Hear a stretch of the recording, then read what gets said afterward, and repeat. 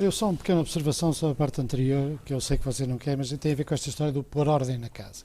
É um bocado como aquela coisa dos erros de comunicação. Faz-se uma distinção que, do meu ponto de vista, não tem sentido. O Primeiro-Ministro, por um lado, é uma coisa e a casa é outra. E ele não consegue pôr ordem na casa.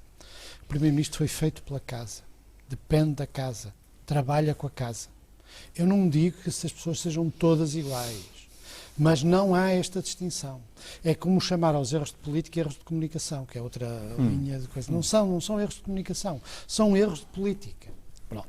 Portanto, esse é o meu ponto de vista. Não digo, evidentemente, todos são iguais, mas a verdade é que eu não consigo ver um poder próprio do Primeiro-Ministro que alguma vez tenha verificado em independência, pode-se vir a verificar, em independência em relação à casa, chamemos assim. Pelo contrário, a maneira como tem reagido a estas coisas com o Ministro revela, aliás, até uma relação de proximidade e até de dependência. Quanto à decisão do Tribunal Quanto à Constitucional? decisão do Tribunal, eu não sou jurista e, portanto, não sei avaliar, mas há muito tempo que eu tenho a convicção de que há muitas medidas que este Governo tem tomado que são inconstitucionais. E até já o escrevi, teria sido preferível, se se entendia que havia medidas que não passavam no quadro constitucional, ter desde o início feito um acordo com o PS para alterar a Constituição. Eu sei que isto parece hoje uma medida ad terrorem, mas é mais sadio termos uma Constituição alterada que possa ser respeitada do que é um Governo, no fundo, a fazer atos ilegais. Porque é o que isto acontece. Isto chama-se um ato ilegal. Ninguém tem, parece que as pessoas têm medo de dizer. Isto significa que o Governo atuou ilegalmente num conjunto de medidas e, portanto, o que acontece é que, à luz da Constituição portuguesa, que é esta e não é outra. Há muito tempo que eu tenho a convicção de que há muita coisa que é inconstitucional e isto, evidentemente, abre a caixa de Pandora, porque os argumentos da excepcionalidade têm sentido, até constitucional.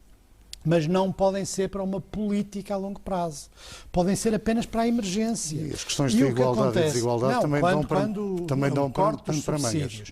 Passou de 2 anos para 3, para 4, para 5, para 6, para 7, ganha uma dimensão diferente do ponto de vista constitucional. Então aí trata-se de facto da perda de um direito. Também não sou muito sensível ao argumento de que os funcionários públicos, que a circunstância de terem aparentemente o emprego protegido, devem ser sujeitos a medidas especiais de austeridade. Acho isso um argumento muito perigoso, primeiro porque eu não acho que os funcionários públicos tenham qualquer emprego protegido. Aliás, todo o sentido da atuação do Governo tem sido no sentido de tornar possível afastar os funcionários da função pública. O Governo tem que encontrar uma solução, a não ser que se diga uma coisa que eu acho que cada vez mais é uma verdade como punhos e que já é anterior a esta situação. É muito provável que estes programas estejam mal feitos e sejam inaplicáveis. Desde o início, desde a gênese. E sejam inaplicáveis. E ao serem inaplicáveis, geram todo um conjunto de efeitos perversos. Também inaplicáveis e mal aplicados, porque há medidas que podiam ser tomadas e que não foram. E, portanto, também tem que ser aí. Não digo não cumprir, porque eu sou defensor do cumprimento, nem que seja para garantir margem de negociação, mas não estou certo que este programa seja aplicável. António Costa? Bom, em primeiro lugar, eu acho que isto foi um acórdão tirado por uma larga maioria.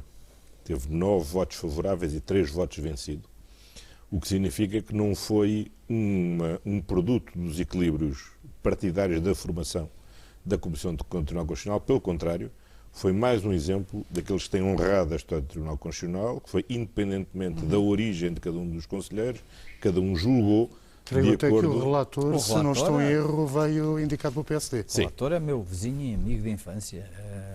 Um relator do PSD. Só isso demonstra só a qualidade.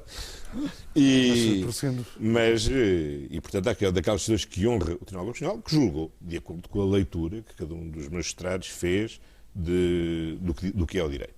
Isso é a primeira coisa que gostava de sublinhar. Segundo lugar, eu espero que isto seja uma boa oportunidade para o Governo perceber que, de facto, temos que mudar de política. Porque o Tribunal Constitucional, obviamente, se limitou a apreciar a questão do ponto de vista constitucional.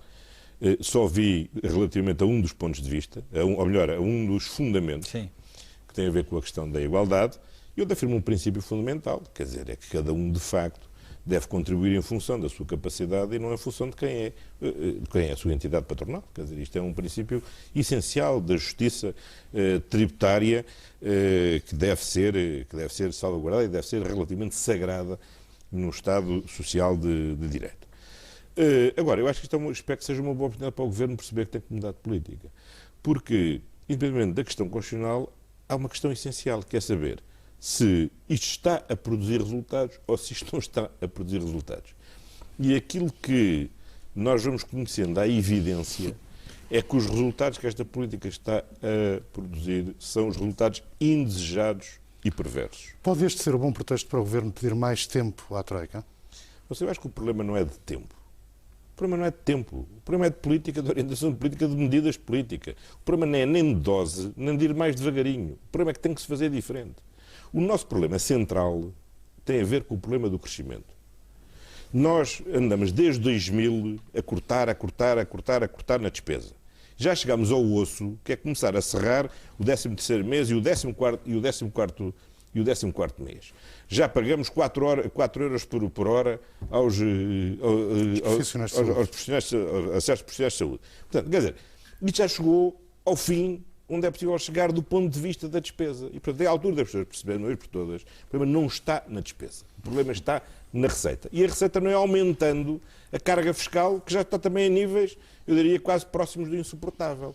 Nós, de facto, temos é que aumentar a base de incidência. Por isso é preciso produzir mais riqueza. E, portanto, o que eu acho que nós nos temos que concentrar é medidas de urgência, que neste momento são vitais, para produzir mais riqueza e para diminuir imediatamente o desemprego, que é outra sangria na área da despesa.